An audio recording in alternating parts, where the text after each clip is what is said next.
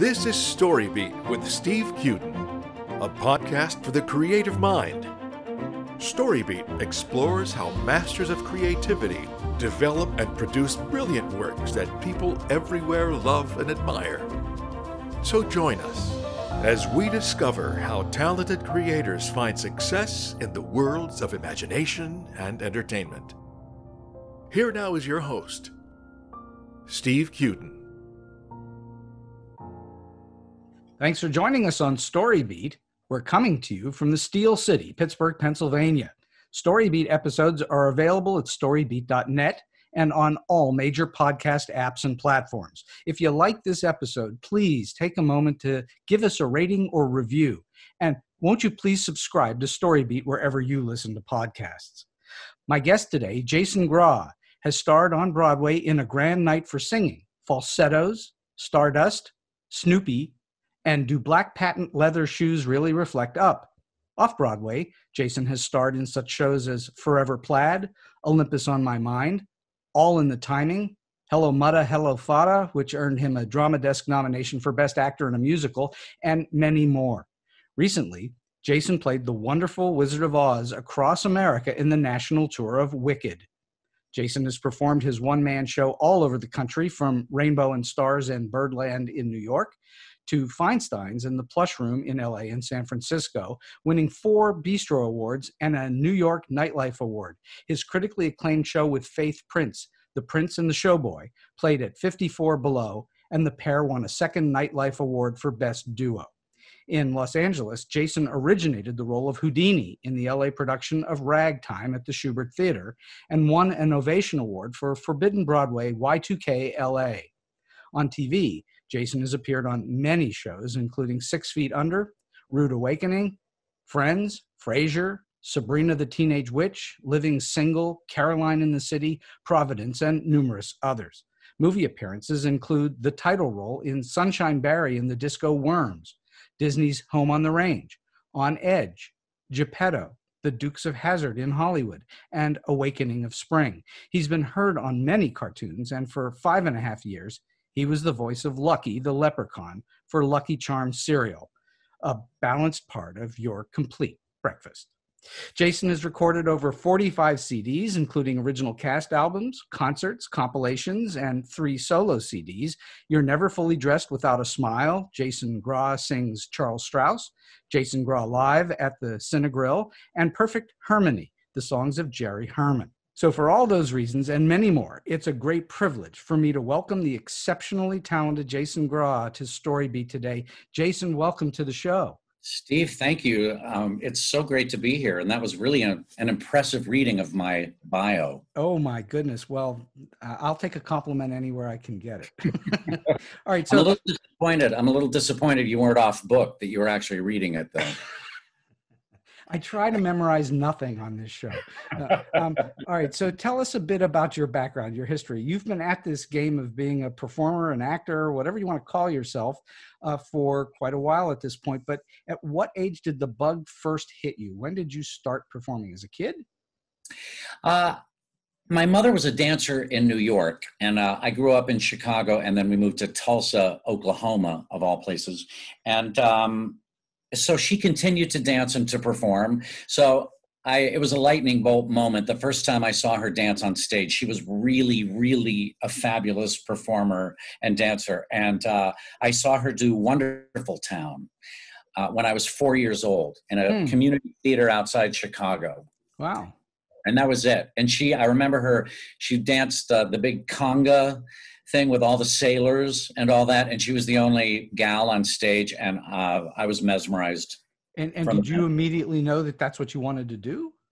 I knew that I loved it. I didn't know if I had any talent for it. I did community theater, in Tulsa, and then I started. I was a newsboy in Gypsy with my mom at Tulsa Little Theater. She was Tessitura, the refined stripper, and I was a newsboy, and that was pretty much the time where I went, oh my God, I am so stage struck, and you can't do Gypsy and not be completely transformed by that show. And so that's when I really the bug hit me, and I did shows, in town and all this. But all the while that I was acting, I was a oboe player. An oboe And player.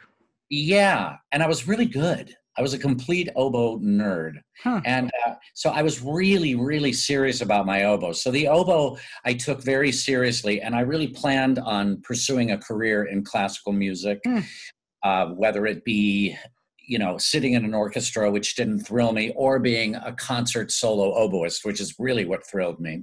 And so I was doing that and acting at the same time. Interesting. So at what point did you think, maybe I do want to be a performer?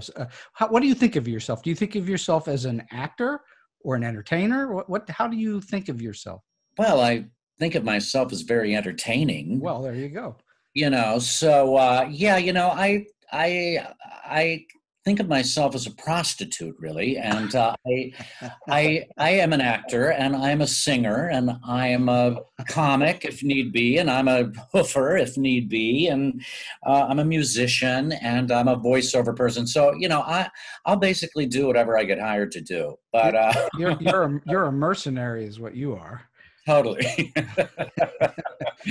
Listen, when you got a check for me, I'll be that. I have the exact same attitude toward being a writer. If you want to pay me, I will do whatever you want me to write, as long as I can kind of figure it out, Yeah, I'm with you. Exactly. So at what age did you start to hoof or perform or tread the boards? So I went to a Southern Methodist University in Dallas, and where I was accepted as an oboe major. And I really hated my oboe teacher, and I hated making the reeds. I hated the way he sounded. He had a very Germanic, loud, blatty sound, and he turned beet red, and you could hear his adenoids like when he played. It was really disgusting. And so I quit, and I was like, all right, this is like not going the way I wanted to. Plus, I had to be second chair in the SMU orchestra. The first chair was the conductor's wife, and I thought I was better than she was. So that was annoying too. So I got accepted to Cincinnati College Conservatory of Music, and as a musical theater major and also as an oboe major. And the year that I transferred from SMU to Cincinnati Conservatory, my oboe teacher, DeVere Moore, also transferred from SMU to Cincinnati Conservatory. Oh, no. I know. You can't make that stuff up. So I thought that was a sign from the gods above to put down the oboe and pick up my tap shoes. So I became full-time musical theater major. Wow. So this was in Cincinnati? Yep. And you got your degree in theater then? Yeah, I got a BFA in musical theater. And at that time, there were only like less than a handful of schools that offered a musical theater major. Sure. Back in the Punic War days. So I remember the Punic Wars. Remember? Those are great wars. I think we were out in the fields together, Steve. So there must be a picture of us together somewhere. Sure. So how long were you at that before you thought to yourself, you know what, I'm actually pretty decent at this, and maybe I'll take a crack at trying to make money with it? Was it immediately, or did it take you a while before you had that kind of confidence? It was immediate. It was really immediate. Even while I was an oboe major, I was acting in Dallas and doing shows at Theater 3 in Dallas. And then I did the Lyric Theater in Oklahoma City during my freshman year. I did that. That was my first summer stock experience. And it was like a steamroller. It was like, obviously, this is the right choice to do. And I never looked back. I knew that this is what I had to do. So you are, I've seen a number of your performances. I'm pretty sure I saw you in Ragtime in LA. I'm pretty sure. This is the one with Marin Mazzie and Stokes Mitchell. No, Marin did the Toronto Broadway company. She was in the original cast. It was weird because we did the U.S. premiere in Los Angeles. We opened before the Broadway company, and Stokes Mitchell was the lead in it. He left the Toronto company, which had not come down to Broadway yet, and did our L.A. company. And then he went back to Broadway and opened it there. So I did it out here at the Schubert Theater, and we ran a year, and I played Houdini. I'm pretty sure, because I saw that production of it back in the day, so I'm pretty sure I would have seen you in it as well. My assumption is you're best known for musical theater. That's my assumption, is that people, when they think of you for various things, musical theater is the first thing that comes to their mind. And everything I've seen on video of you and so on, you are what I would call a high wattage, high energy performer. There's not a lot of sleepiness in your performance. It's very high wattage. So what is it about musicals in particular then that attracts you? Is it the flash of it all? That's an interesting question. Well, for me, it was a very basic thing that it combined my classical training and all the music training that I had with the joy of acting that I had. Mm-hmm. So musical theater was just, to me, the most apparent and obvious outlet that I could have for all the stuff that I did. And I did so much because I am a hoofer and I love to dance. I'm not a brilliant dancer, but I'm a good hoofer. People, when they see me hoof, think I'm a great dancer. And then I would get called into major dance auditions and they go, oh, our mistake. But but musical theater combined all the elements that I loved. And, I'm a sight reader, and I do think of myself as a musician, and I had a lot of training in sight reading, and I'm a pianist. I studied piano for almost 20 years and my oboe training and all that. So I loved the music, and I loved the comedy and the energy. I loved the fellow high wattage performers in musical theater. Mm-hmm. It's a different breed. The musical theater world, the people that I worked with, I spoke the same language as they did. Well, you're also an extremely good singer, and that certainly helps. I think that what you talk about in terms of being a good dancer, but not a great dancer, the difference for someone like you, correct me if I'm wrong, is you're really good at selling it, whether you think you're good at it or not. It's a sales job. Absolutely. And many dance auditions that I went into, I sold the hell out of it, even though my feet didn't know what the hell they were doing. Mm-hmm. So, I'm a seller. Well, I like to be an addict, but that's a whole other thing. We'll talk after the interview. There you go. All right. I want to talk about the creation of character and what you do when you receive a script. So when the obvious first thing you're going to do is read it. But beyond that, how do you develop a character? How do you start to think about the development of what you're going to do with that particular persona, I should say? It's different in so many, every show is just different. I recently have done this show. I created the role of Scrooge. Can you imagine? I created the role of Scrooge. Scrooge has been done by 2 billion actors, but in the new musical Scrooge in Love, that was premiered in San Francisco several years ago, and now we've done it 3 Christmases at the 42nd Street Moon. And this is the sequel to Christmas Carol, and it's musicalized. Larry Grossman wrote the score, who's so fantastic, who wrote Grind, and you know him, and Snoopy and Minnie's Boys, and he's just a phenomenal writer. And I had done Snoopy with him in New York, and Kellen Blair wrote the lyrics, and Dwayne Poole wrote the book. And so, to prepare for something like Scrooge, first of all, I thought, I'm obviously way too young to be playing Scrooge, so I'm so insulted. And then I Googled him, and Scrooge was like in his early 50s during Christmas Carol, so it turned out I was really too old to play Scrooge, but that's another story. But I read Christmas Carol, and I wanted to get, I just wanted to get the background of Scrooge, and I don't know that I've ever read Christmas Carol. I think I just watched the Mr. Magoo version or something.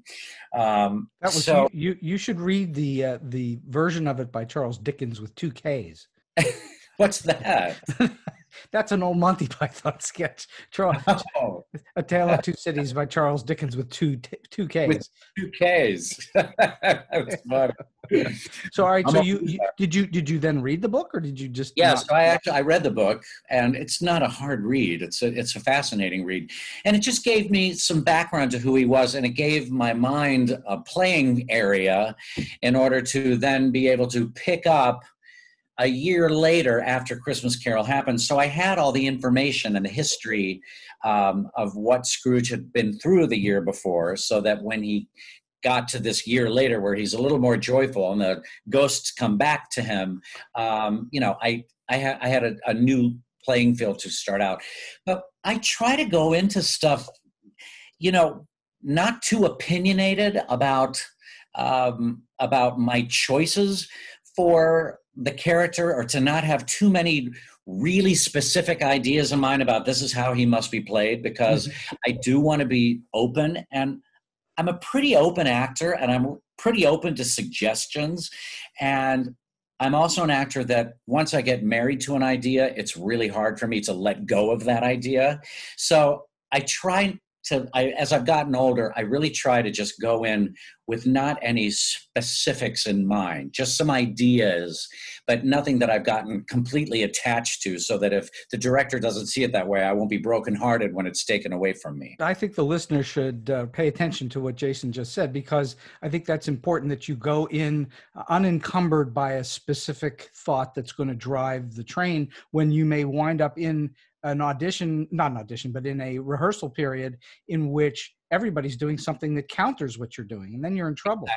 Yeah, exactly. Then you're on your own island doing your own show, and it's not really having anything to do with what anybody else is doing. So it's I've been in those positions before, certainly. It's the old adage of, you want to give a performance that, at least in the beginning phases of it, is uninflected in every way. Yeah. Yeah. Eventually it'll get inflected, eventually exactly. You start to lock into things. But rehearsals can be such a great time when you're just open to your surroundings and the possibilities, and to the new people that are around you and the director. When the other thing too that I wanted to mention, Steve, was that, there are certain shows that I audition for, and you go in and, obviously the director likes what they see and they like your take. And so, you're kind of on the right track for what they're thinking. There's other things that you just get offered. And so those kind of things, especially, you don't want to be too specific, as far as your choices. Is there joy for you in finding the role when you're in rehearsal like that? It can be. Yeah, like Scrooge in Love, our director, Diane McBride. I mean, it was so joyful. I love a director who doesn't say no, who lets you try anything, who isn't, there are certain directors that are very protective of the piece and very nervous about what you're going to do to it. And that is not so pleasant, because then you don't feel like you're in there with them. I love a rehearsal period where no is just not an option. You can try anything. You can be a jackass. It's a sandbox that you play in. And eventually, if it's not working, you figure it out. The director says, let's try plan B here. And that's my favorite time. And yes, it's one of the happiest experiences of my life. It's when you're really creating at that point, more than just doing. You're creating. Yes. Yeah. And then it's a dialogue. It's a dialogue with you and the other actors and the director. Mm-hmm. You're all finding it together. And that is thrilling when that happens. It doesn't happen enough to me, but when it does, I hold on to it for dear life and hope that I get to work with those directors again. All right. So you're at a point in your career, you already mentioned this a moment ago, where sometimes you get asked to do shows. You don't have to go on audition for them. Someone has seen you before, has heard about you, whatever it is, and they say, we want Jason to do X, Y, or Z. That must be very fulfilling for you, to receive an invitation to come do something versus you having to go earn it. Yeah, I do like that a lot. And it helps too when you've slept with a lot of people. Oh, well, I guess that's the secret. Yeah, it really is the secret for all you listeners out there. And by the way, I don't know why, but that's never worked for me. So, all right. So I'm curious about your philosophy toward the audition process, because obviously in the beginning of your career, people were not asking you to be in shows. You had to go audition for them. So Oh, God. how do you prepare for auditions? What do you think about when you're going to audition? What is your audition philosophy? Well, I have to say, I used to love them a lot more than I do now. When I moved to New York in 1980, I just couldn't wait to go audition for anything. It just was, I wasn't on stage yet in New York. And I loved going in the room where I had an audience for 5 minutes or 10 minutes. Did you think of it as you're giving a performance, not trying to get a show? I did. I mean, yes, I did. There's always that feeling of you're going in to pass a test, but the fun audition rooms, you just go in and this is your chance. You've got 4 minutes to show off and do your thing. And I didn't know what I had to lose when I started out. I had no idea. So I just went in and I just wanted to share what I do and see what happened. And it was thrilling to me. I was elated. Now, you go in and you have a little more history with the people behind the desk, and you might want a job too much. And so I really just try to stay in my own skin, and do my own work. I'll tell you this, that I had one audition song that I did for the majority of my 15 years in New York. One song? It was one song. I mean, I would sing All the Things You Are. If they wanted a ballad, I would sing All the Things You Are by Jerome Kern. And I would also do Good Thing Going from Merrily We Roll Along, which was just happening when I got to New York. And but I had this song that I won the Elks Talent Show with in Tulsa, Oklahoma. Perhaps you remember. And it was Madeleine from Jacques Brel. I never miss an Elks performance. I had that feeling about you. So I have been in my life, I've also been a theater lighting designer. It's one of the side things that I've done in my life. And I did a production of Jacques Brel here in Pittsburgh just a couple of years ago. Fantastic. Madeleine, I know, it's a terrific song. Oh, it's great. Where'd you do it? I did it for a company called Picked Classic Theater. And we did it at a theater that it was just basically an empty four wall that we went in. It wasn't even a theater. It was just a space. It was terrific. Turned it into a little cabaret space and made Jacques Brel a cabaret show. It's perfect. It's a perfect venue for that. Yeah. All right. So you sang these two songs. Did you have other songs, or those are the two main ones? Yeah. So Madeleine, they would ask for a country song, and I'd sing I'm waiting for Madeleine in front of the picture show. I would do it that way. And then if they wanted a French accent, I'm waiting for Madeleine in front of the picture show. I would do it every single way and I got a lot of jobs with it. And then toward the end of those 15 years, I would get requests not to sing Madeleine from audition. So that's why I moved to LA.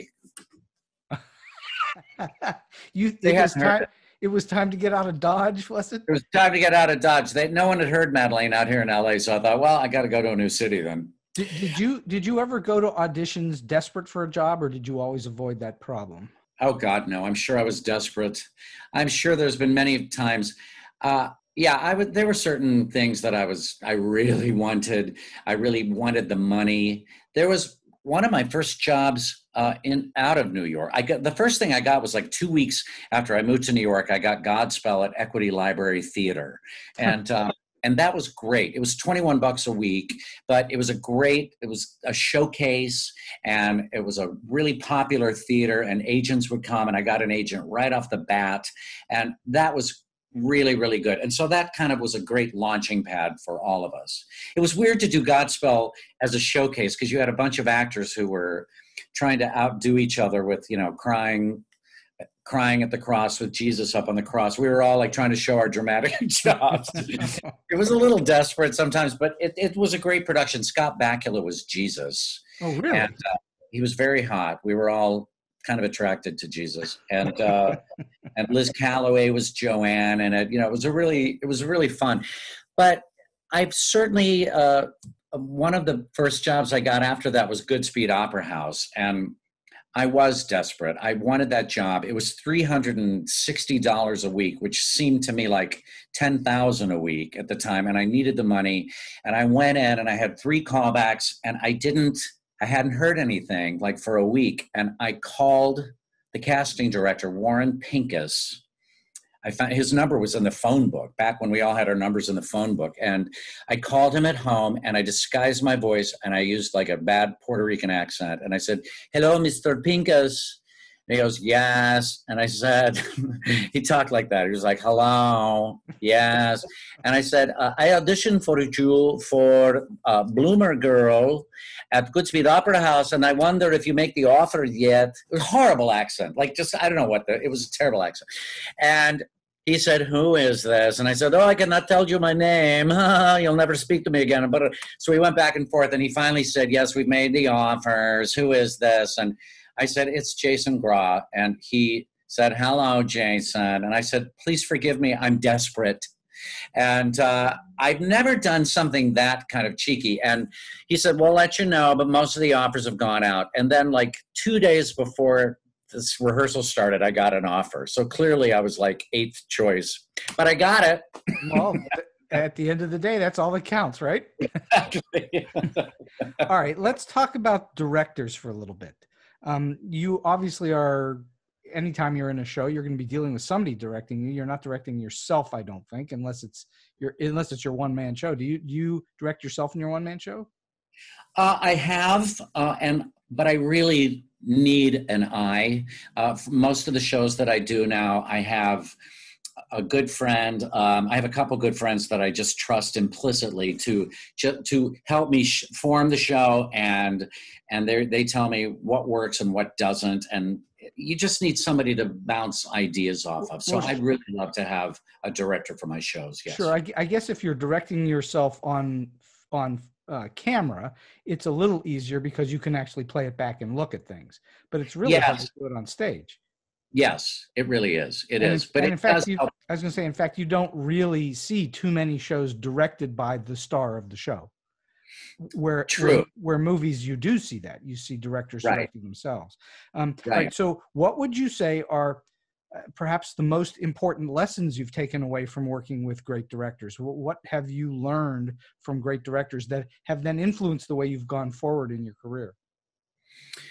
Excellent question. And it's part of what I just said. I love a director that creates a fun sandbox for you to play in, that doesn't say no, that doesn't micromanage you, that makes you doubt your instincts. I love if a director hires you, it's so important that you know they trust you, as opposed to, and there are the directors out there that hire you and then they try to change everything about why they hired you, know? Why would they do that? That makes no sense. It happens more than it should, but they do it for their reasons. I'm very forgiving now because, I've been quarantining for 8 months and haven't worked. So I'm much more understanding about those kind of things. But I know that directors have, their reputation and their ass on the line, and they've got so much to deal with.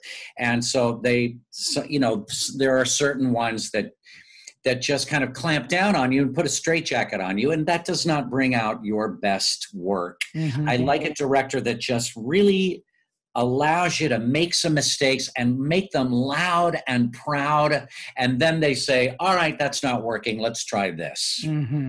So you like to, obviously we've talked about the sandbox of rehearsal, that you like it when they're allowing you to just try anything. I really do. As long as it's within the, realm of the show and the tone of the show. But yeah, I think rehearsals are the time to take the chances and to find out what's right and what's wrong. And, I've worked with directors with pursed lips and their hands are together while they're watching you, and their hands are like at their chin and their lips are pursed, and that makes my lips pursed and other things, and it just makes you so nervous. And I hate being nervous in a rehearsal situation. I don't want to be in a rehearsal situation where I'm like, gosh, I hope the director likes this. I want to be in a rehearsal situation where I'm working with a director and I want to I want him to be happy. I want her to be happy. And I want to find things. I want to be happy, just some freedom. I really like some freedom. Well, have you, and no names are necessary, but have you ever worked on a show where the outcome of the performance that you gave was not really at all what you wanted to achieve, or in fact, it was against what you wanted to achieve, and yet you did it that way anyway? Have you had that happen to you? I have had a couple times. Usually, yes, I have. I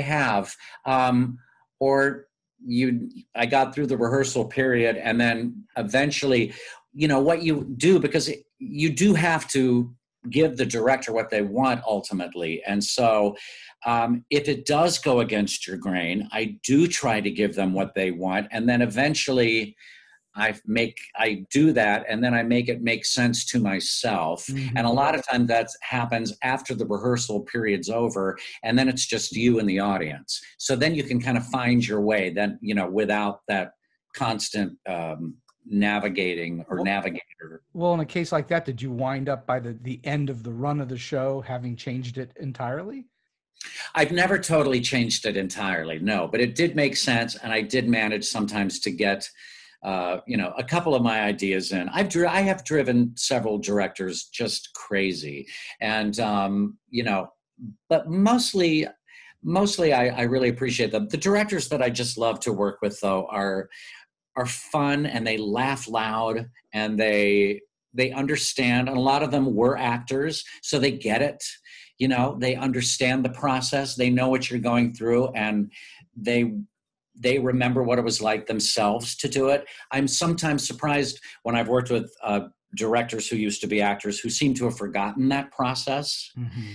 And, they're very exacting. And it's like, it was just 10 years ago that you were in my position. So I'd like some compassion here, All right. So can you think of or relate, a single or maybe more than one great direction that you got from a director that you've always remembered? Like, that was the best direction I've ever gotten. Do you have one of those? Oh, how interesting. Oh my God. Do I have a lightning bolt moment with that? I will say I was doing a show, Olympus on My Mind, and I was having a very hard time. They fired the first director. Do you remember that show? It was I remember its existence, but I've never Yeah, seen well, it. we did the workshop, which was called Heaven on Earth, and then it was a flop. And then we did it at Michael Bennett's studios. Then we did a bunch of backers auditions. Then we brought it to Off Broadway, and they reconfigured the whole plot. And Ron Raines was in it, and Louis Stadlin, and Faith Prince, and Peggy Hewitt, and Emily Zacharias. It was a fantastic cast. And I was having a hard time finding my way with it. And it was not a happy situation. We were making $100 a week, and we didn't trust the show since it was a flop in the workshop. And so I was kind of had one foot out the door, and everybody was just uncomfortable during the rehearsal period.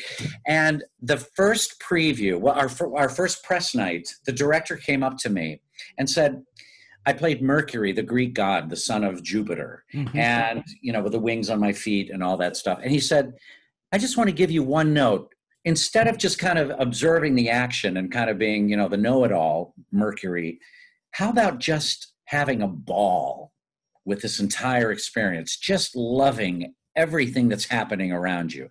What does that do to you? And I was like, well, that's a pretty enormous, drastic note to give me right before our first press night.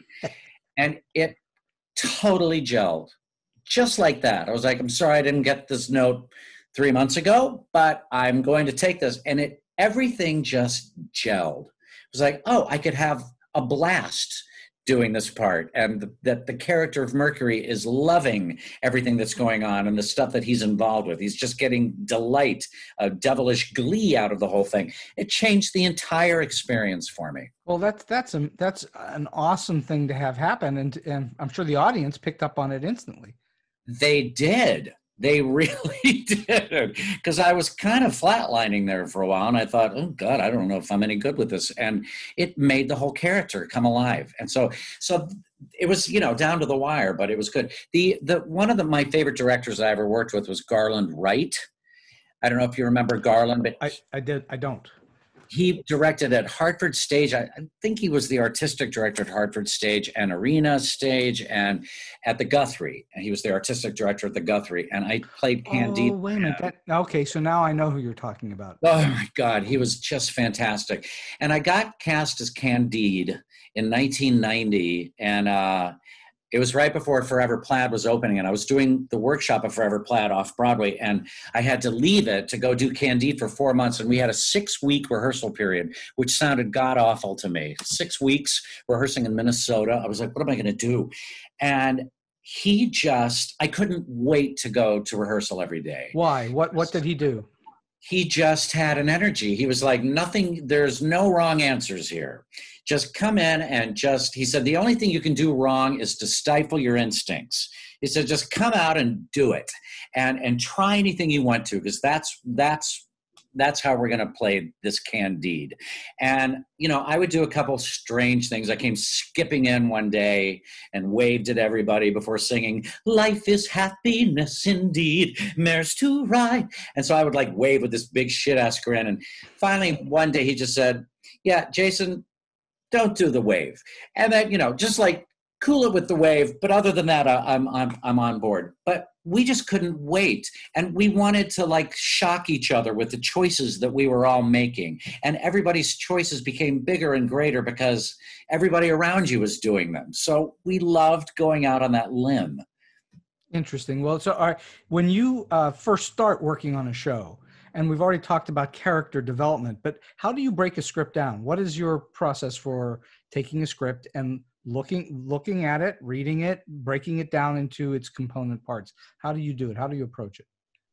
Well, I'm not all that scientific about it. I read the play, and then I read my scenes, and then I go back and read my scenes. I count my lines. Just kidding.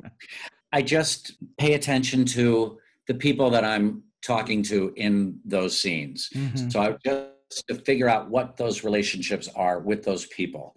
And yet I'm doing this from a distance because again, I don't want to go in with too many preconceived ideas. Right. So I try to remain detached. A lot of experiences that I have are a lot of lines, and the rehearsals are not a 6-week rehearsal period. A lot of times it's a 2 to 3 week rehearsal period. And so I try to really get the lines in my head, and I try to not make choices with the line readings, but I try to just get the words in my head so that I can take them and do different things. But if I'm worried about the memorizing of lines during rehearsals, that puts a damper on everything, because then you're going in with nerves and, oh God, am I going to deliver, and am I going to screw up anybody, and am I going to screw up? So that's the one thing I don't want to have. I want to be in command of the lines. Well, let's look at memorization, which I think is obviously a very important part of being an actor. What is your trick for memorizing lines, or do you not have a trick? How do you do it? Well, I suppose, when I talk to other actor friends, it seems like what I have in common with many of my friends is that it's a photographic kind of a thing. I don't know if this is a scientific deal where I look at the page and go, now I'm going to let my photographic memory take over. But, you look at the page, and the more you just read the scenes and look at them, it starts to stick in your brain, where the line is on the page. So I'll know okay, that's at the top of the page. This is in the middle. And I see the words. And that's how I memorize music too. I mean, I really see the music and the words and the notes on the music. That's a gift. Yeah, well, I think a lot of musicians do that. And, it seems to me that a lot of my actor friends do the same thing. It's kind of by osmosis. I don't do it consciously, but it just kind of, the more you read it, it just sticks. Interesting. So I think there are a lot of actors that have to work very hard at memorization. It sounds like it comes somewhat easily to you. Yeah. It can. Yeah. It used to come easier. As I get older, it's oh yeah, I got to work at this a little harder. Well, that glue in the head slowly starts to strip away over time. Yes, it's what did I have for breakfast? It's that kind of thing. It does. Well, and also I really do look at it as like, I don't feel like I'm, losing it up top, but we have so much information in there that just keeps going in. So there's just a lot of information. And, so I do have to start earlier memorizing and just spending more time with it. You've done a lot of live theater. You've done a certain amount of camera work, but you've done a lot of live theater. What's the longest run you've been in? What's the longest? Wicked that I just did. Wicked, I ran I was the wizard for a year and a half. Wow. On the road. On the road, yeah. And part of it, which was so great, we were in Los Angeles at the Pantages Theater here for 9 weeks in the middle of my run, which was just bliss because it's about 2 miles from my house. So that was really fun. That's so you could actually sleep in your own bed at night instead of out. Oh my God, it was great. And I pocketed the per diem. It was fantastic. Well, that is fantastic. All right. So what is your psychological secret for being in a long run and not letting it, bore you to death? I know that's a big problem for a lot of performers is they suddenly get down that rabbit hole and it's very hard to come up with a fresh feeling performance all the time. How do you do it? What do you do? Paycheck. Think about the paycheck. Ooh. Next question. No, it helped a lot with Wicked. That really did. Because a year and a half that's the longest run. I did Forever Plaid for a year. And I got very bored by the end of that year, but I had done the out of town tryout. I'd done the workshop. So by the end of it, I was like, oh my God, I got to spread my wings. And then I did Ragtime for a year. And I was ready to leave Ragtime as well. Of course, the last night I was sobbing. I was just sobbing. But I felt like I'd found everything I could find with Houdini. So with Wicked, it was interesting because I had not done a year and a half show. And you're traveling with a company of people. And the company is ever changing. It's always morphing. People are coming and going. And that was shocking to me. Because mostly I get into a show and I'm with that company through the show. Right. And Wicked, I got in the show, I joined in Omaha and I was very attached to the two witches, M.K. Morrissey and Jenna Claire Mason. And, and those were the people that I worked the closest with. And Jody Gelb was Madame Morrible. And you develop this camaraderie with your company, and it's a company and you're with those people and it's a safe haven to be with. Then, a few months into it, people's contracts are running out. People got other jobs. Everybody was on a different level of contract. So people would come and go. And that kept the show fresh because you constantly went back into rehearsals. I worked with many different Elphabas and many different Glindas and several Madame Morribles. And everybody brought something new to it. So that keeps it fresh for you, All right. So the shows you've been in that didn't have company changes, where you were with that set group for a long time, did that become very challenging after a while to keep finding fresh ways to do it? It did. If it's a great role, like Mendel and falsettos, I probably could have done it for 10 years. I was so happy doing it. I closed the Broadway company and I closed the national tour. But if it's a great role that's challenging, that you love the piece, I could do it forever. In something like Ragtime, which I loved the piece, but Houdini kind of pops in and he pops out. I felt like I had gone as far as I could go with character. So I did feel by the end like, all right, I'm ready for a new challenge. Yeah, it's got to be a lot harder when you're not on stage all the time. Yeah. It's got to be harder because you have all those long gaps in between. Yes. Or even if they're short gaps, they're still gaps. And so that's got to be a lot harder. All right. So you have appeared in a variety of different kinds of things. So you've done musical comedies, but you've also done dramas and straight plays and straight movies and TV and so on. Do you have a preference? Do you prefer to do musical comedy over all else, or do you like to do drama? Or if I said to you right now, Jason, you're only going to get to do one genre of performance for the rest of your life, would you have a preference? Yeah, musical theater.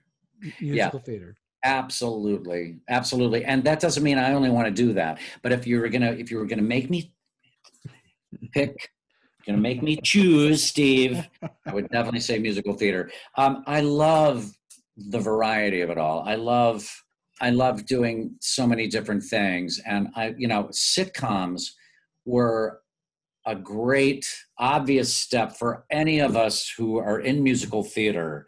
Sitcoms were just a very easy transition because we know about rhythm, we know about laughs, we know about setups, you know about just the rhythm of a laugh, how important taking a beat or losing a beat, just all of that. It was such an easy transition when I came out to LA and I did a lot of sitcoms. And I thought, and a lot of the casting directors said, we love musical theater people because they understand the rhythm of comedy. And, back in the day, there were live audiences for many of the sitcoms. So you knew how to play off the audience and how to hold for the laugh and do that, So I really, really loved that world. You really knew how to deliver a punch on a line. You really knew where to put it. I have a good rhythm with that. And I think a lot of us in my business have that. So what then makes drama more challenging, I guess, or different? What is it about drama that's tougher to do or less appealing? Well, I love drama. I find drama to be easier than comedy. That's saying really dying's easy, but comedy's a bit hard. Yeah. I ask that question frequently of comedy writers that I have on the show, because I've had quite a few comedy writers on the show. And I say to them, why is comedy so difficult to write?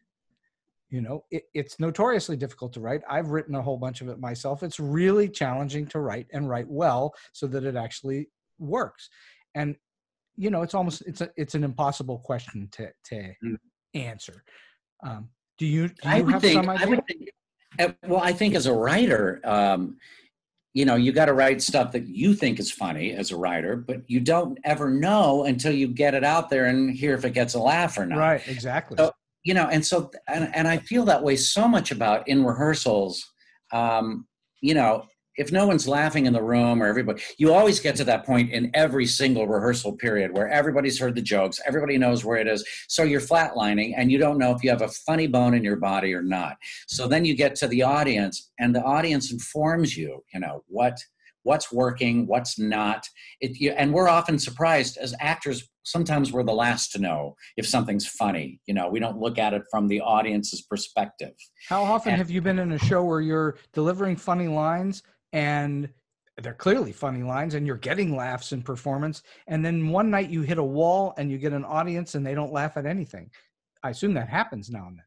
Oh my God, it happens all the time. It will never not happen.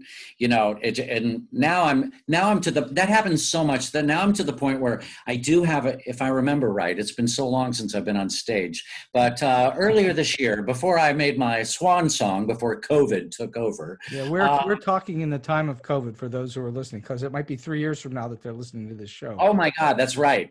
Yes, we're in month 8, right? 8 or 9 of COVID. That's right. So, but it's, you go out there and you have a great night where everything plays. And when those nights happen where the audience laughs at everything, it's like you're flying and you can just navigate and you can pull in and it's the most beautiful, close to God moment I can imagine when you have those nights where everything works and the audience laughs at all the right places and you can pull in. But now when I have those nights, I start to think, tomorrow's going to be a bitch because this will never be as good tomorrow, and I'm going to try to recreate the magic. So, it morphs every single night. Mm-hmm, mm-hmm. You never know. All right. So I want to change gears a little bit here and talk about a whole different kind of acting that you've done a bunch of, which is voice acting. Suddenly there's no face, there's no body movement. You can't emphasize things with how you move through space. It has to be with your voice. How do you approach voice acting differently, if at all, from stage acting? Oh, that's a really good question. And you have written so many cartoons. I have. Yeah. Jesus. So you know about that. I do. I find it challenging. I made my living in voiceovers for quite a few years And, now everything is, I love working with a director. I love working with producers. When I was doing my animated stuff, there was always somebody in the room to give you direction. And I craved it. I just craved the direction, and they could see, the action of what was going to be happening. And, they would pass that information to me, and that helped me so much, because you got to have so much in your mind when you're doing voiceover to make everything so clear. I find it very, very challenging. And I, as of late, haven't been doing as many voiceovers. Now everything is off our computers, and auditions are at home, and you don't have any feedback, and you don't have anybody to say, try it this way, or he's running from his mother and the relationship is this. You've got to fill in a lot of blanks, and do a fair amount of improv as well. Is there a different way that you modulate your voice than you would? Obviously, you're not going to be you're not going to push your voice out as far because you're not trying to hit the last row of a theater. You're dealing with a microphone. You have to modulate yourself. Yeah. Yes, you do. You're absolutely right. And, when I was the Lucky Charms leprechaun, it was all very light. It was 9:00 in the morning when we had to do it. But, there'd be 8 magical marshmallow shape. It's magically delicious. It was all very light and, and easy, although it was high. It was very high for me with so much testosterone. Steve. Well, I want to refer the listeners to a great episode of StoryBeat with Kelly Ward. I don't know if you ever worked with Kelly, but he's a dear old friend of mine. He's a voice director in animation, and you can actually hear him chat about what it's like to direct animation. Kelly, who also played Putsy in Grease, in the movie Grease. So he's been around a little bit, and he and I have known each other a very long time. Isn't it beautiful, though, to do voice acting when you get it, because you don't have to put on makeup and costume? Or do you like putting on makeup and costume? Yeah, well, I do enjoy not putting on makeup, I will admit. Yeah, it is. The whole thing is great. I love voiceovers. I love, that side of it. And it's just a variety. It's something different. I just like to test all the different avenues. Well, you clearly have had the good graces of having many different aspects of the entertainment business be part of your career. So you haven't been down one whole rabbit hole totally your whole career. All right, I want to talk about set life a little bit before we start to wind the show down. Sets are both on stage and rehearsal periods and stage work, and then in particular movies and TV, which are a whole different animal, are notoriously distracting places. So how do you keep your concentration? On a set? On a TV film set. Sure. I have to go and hang out on it. I just have to go and hang out on the set so I feel at home. I will go and just sit there alone. I'll go over my lines. I'd like to sit there alone. I don't mind. I'll sit and talk to somebody. I just have to be there so it feels comfortable. I don't like to sit in my trailer alone and let my mind go like, oh my God, what's going to happen? And blah, blah, blah. I just want to know every part of the set. I want to feel like it's a familiar place that I'm at. That comes clearly from your theater work, because you get used to a set and you know what every aspect of that set. I think that's probably where that comes from. Yep. And, we had to certainly do our share of taking set design and stagecraft in school and all that stuff. So I'm very, very aware of that. I have to say, my opening night of Wicked, it was the only night I ever really perspired in Wicked. Like, I was wringing wet. And the Wizard's only on like 25 minutes, I think somebody clocked, but that's the set piece. They let me really work on that set because it's gargantuan, and I make my entrance behind the huge Oz head that comes down. It's a great entrance, and I gotta navigate around the Oz head moving around, and I had to move stuff, and it was overwhelming. It was so overwhelming, and I was a wreck. But they allowed me to play on that set, and they allowed me to walk around it, and they gave me a lot of time so that it wouldn't just engulf me, because it's huge. Are you pretty good at feeling like you're present and in the moment when you're on stage or in front of the camera? You pretty good? Yes, I try to be. I really, really try to be. I love the book, The Power of Now. It's probably my Bible, by Eckhart Tolle, and Yes, all yes. about being in the moment, being in the present. And it really informed my acting, because you can't worry about what's going to happen on the next page, or, oh God, I've got this moment coming up. I hope this is good. What am I going to do? If you are just there in that moment, it's gold. It's gold. And I really, really work at it. And sometimes I forget about it. And during this election, I'm trying to stay in the moment and accept it, and, and be present. Well, all right. So there's a huge difference between going through a 2, 3, 4, 5 week rehearsal period for a live stage show and being chucked onto a TV set where there's little or no rehearsal, and you just suddenly it's your time to go. You've got to be present and in the moment. Is there a big difference for you? Do you have to think differently? I think it's terrifying.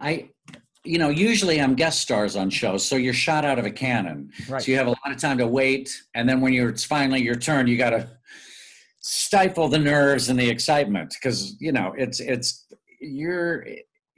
just out there in front of everybody, and you're not used to it. It's just like you're a temp worker kind of a thing. I got to do a series where I was a regular on it, and I got to come back every week, and I got calm. So I lost, some of those nerves. I will say I did Friends.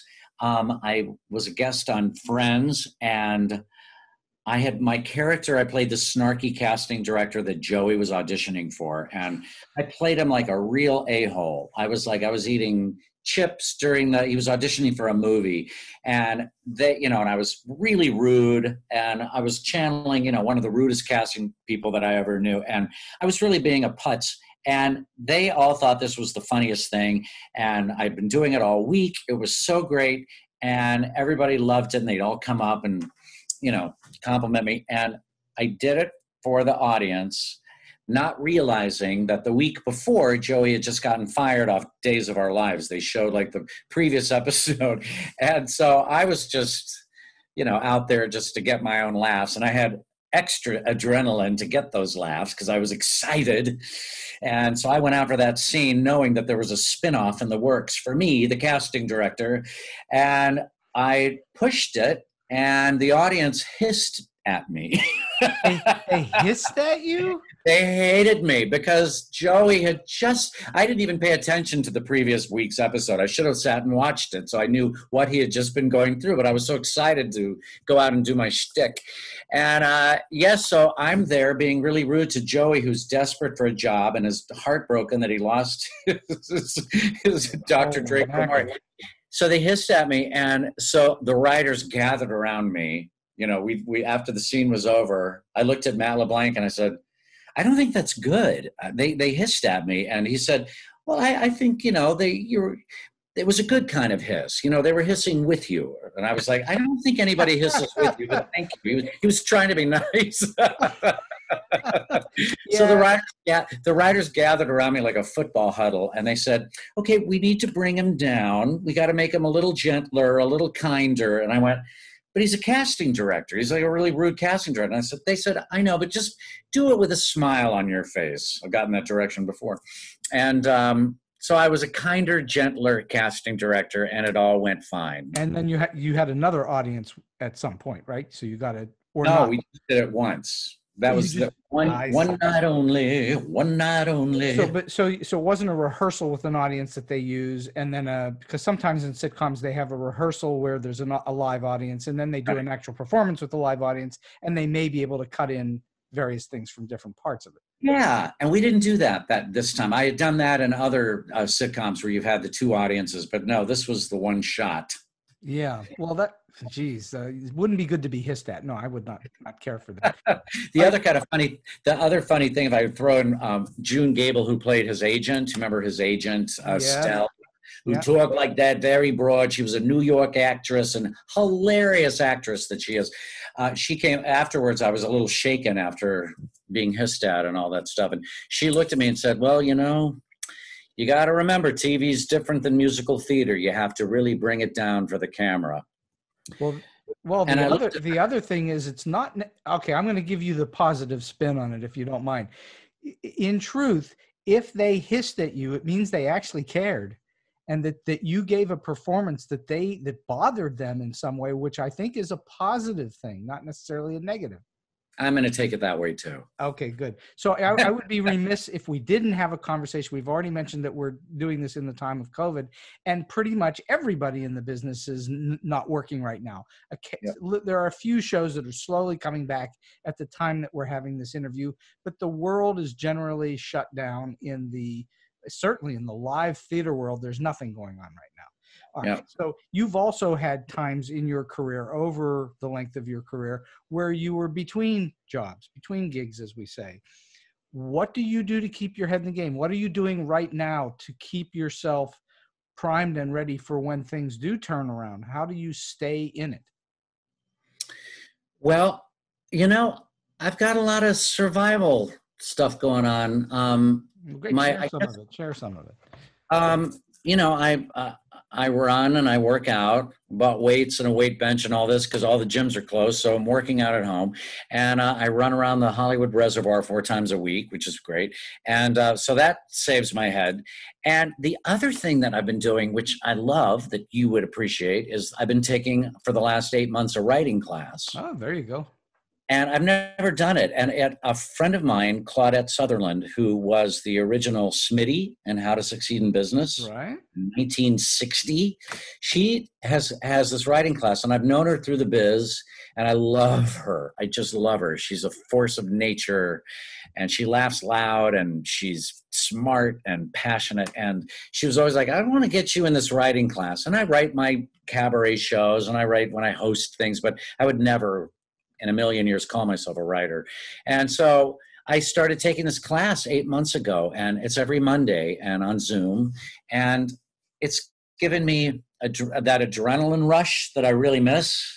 And it gives, on the weekend, I just start writing at Friday, and I just am like in that head till Monday class. And it's just using a different part of your brain. And, the other thing is, which I really appreciated about it, is that there is no future right now in the theater that we can put our fingers on. There's nothing to say, oh, well, I'm going to be doing this, which is how we all spend our lives, thinking about the next job and preparing for the next job. And we don't have that because it's the future so tenuous right now. It will be back, but right now we have no idea. So what's great about writing is you can draw on your past and you can go think backwards. And I'm remembering a lot of stories and getting them on paper and embellishing them. And so that saved my soul. Well, that is a soul saver. There's no question about that. Yeah. Are you also with the group in the class? Are you reading stuff aloud? Are you performing? We read our stories. And, that's interesting because we have a few actors. There's like 8 people in our class, and we enjoy reading our stories. Faith Prince has been taking the class with me, my comrade, Faith Prince. Wow. And both of us pick up our stories. So we read everything, and we both start really acting them. And Claudette's like, less acting. Let us figure that out as the listener and the reader. You don't have to spell it out for us. Well, that's I think, that's clearly got to be in your nature. You just want to go. And you just want to go. Yeah. Yeah. And what she's saying to you is just give us let us figure it out in our heads, which is what you would do as a reader. Because the interesting thing about writing is, so when you're as a performer, you put it out there and people are watching you. It's you, the physical you. Mm-hmm. When you're a writer, it isn't the physical you, it's the mental you. And you are writing something, and then someone else is going to read it, and they're going to hear something in their head probably quite different than what you thought you wrote. Yeah. And it's a weird thing as a writer to write dialogue and then hear actors say it.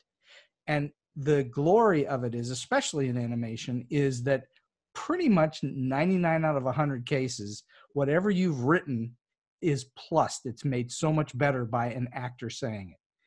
Oh, interesting. And that's glorious. Of course, Yeah. I've heard it the other way too, where they've made it much worse, and that's just demoralizing.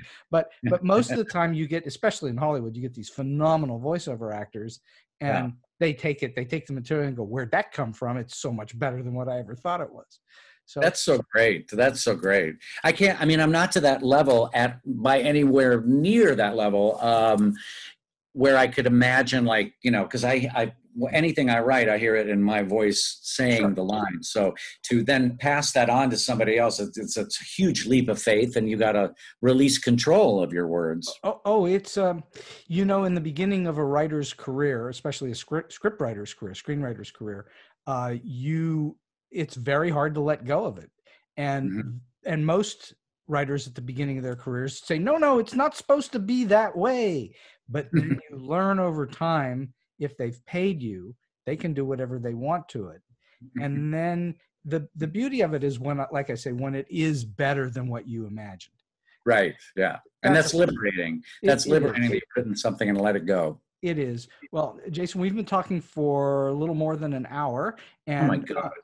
So it's been a lot of fun up till now. Let's see if we can continue the fun a little bit. Last two questions as we wind this thing down. You've clearly worked with lots of people and have lots of experiences in your career. Can you share with us a story that's either weird, quirky, offbeat, strange, or maybe just plain funny? Well, I have a few strange and quirky stories, but none of those can I share with you right now. However, I do have a story that popped in when you mentioned this. It was the first thing that popped into my mind, so I'll just say it.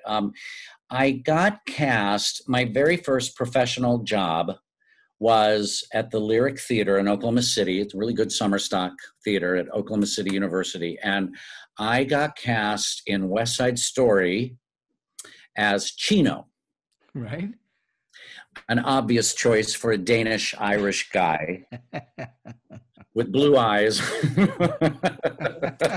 Played Chino. So that was odd. And, but, in their defense, in the musical theater world in Oklahoma City, I probably was the closest thing to a Puerto Rican in the musical theater world. So I thought, well, this is going to be challenging. Okay, so this is going to be interesting. I got laughs as Chino because I realized, like, wow, I could actually say, like, my first line, Maria says to me when I show up with Bernardo at their dress shop, at Maria and Anita's dress shop, and Maria says, "Come in, Chino, do not be afraid." And I did it on opening night, and I got a huge laugh. But this is a chop for ladies. I totally, like, went there.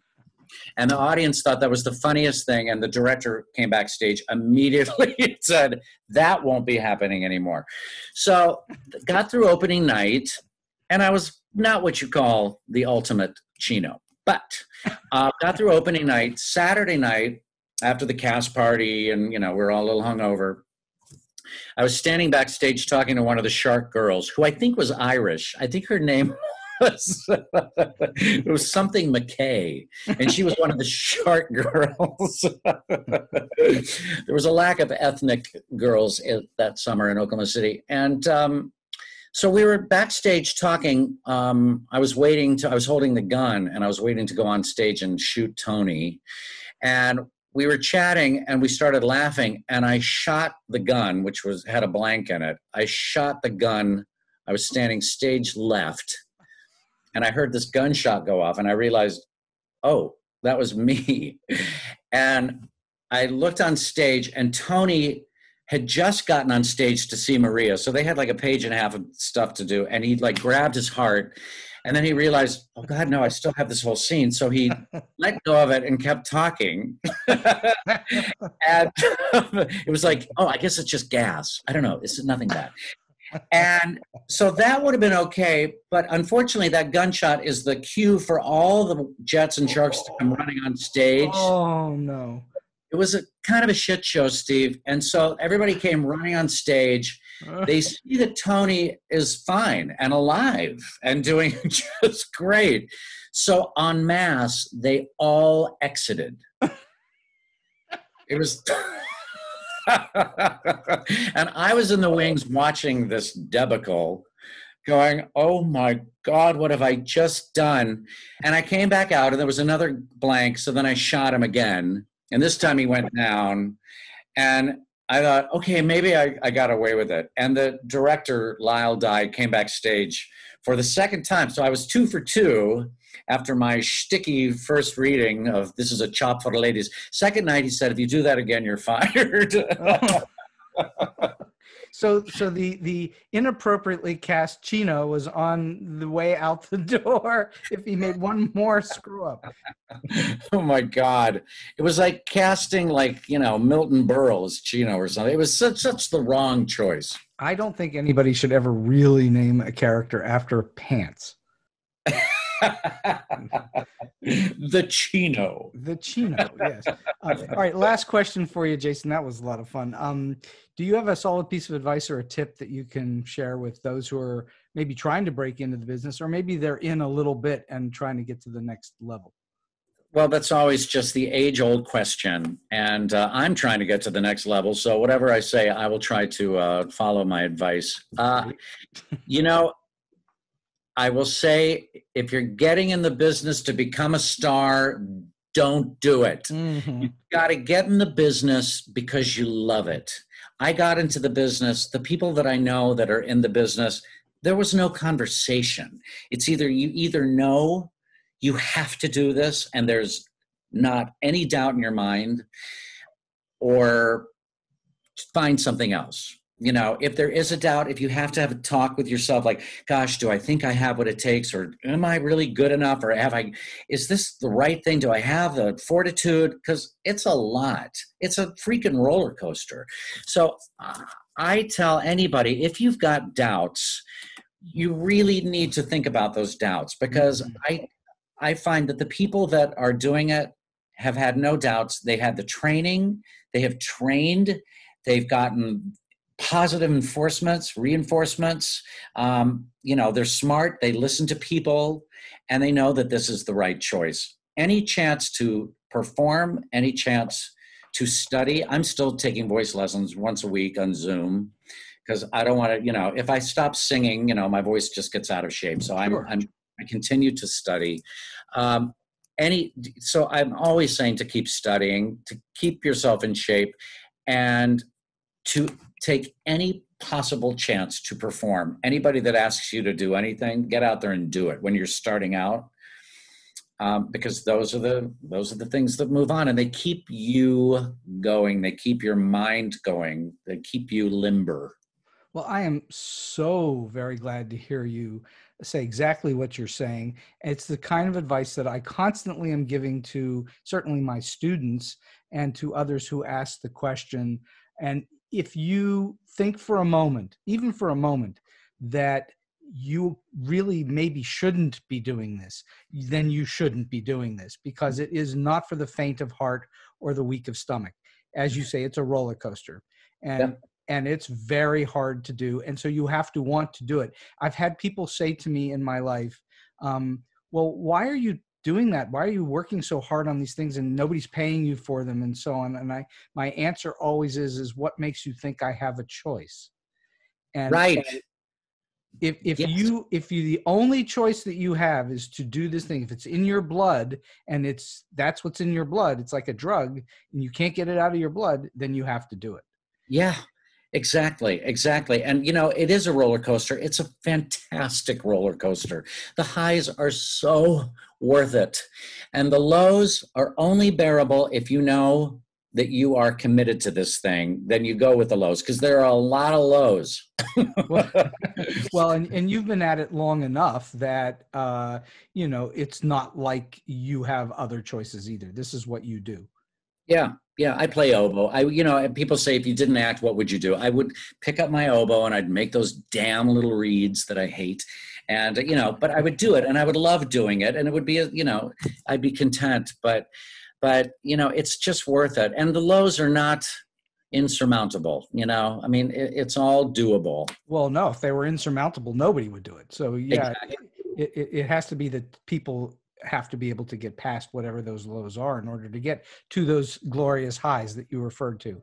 Yeah. Jason Graae, this has been an absolutely delightfully fun hour plus on StoryBeat today, and I can't thank you enough for joining me today and sharing your career and life.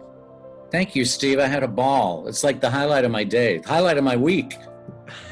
Well, I'm glad I was able to do something for somebody. You did. Thank you. And so we've come to the end of today's StoryBeat. If you like this podcast, please take a moment to give us a rating or review on whatever app or platform you're listening to. Your support helps us bring more great StoryBeat episodes to you. Until next time, I'm Steve Cuden, and may all your stories be unforgettable.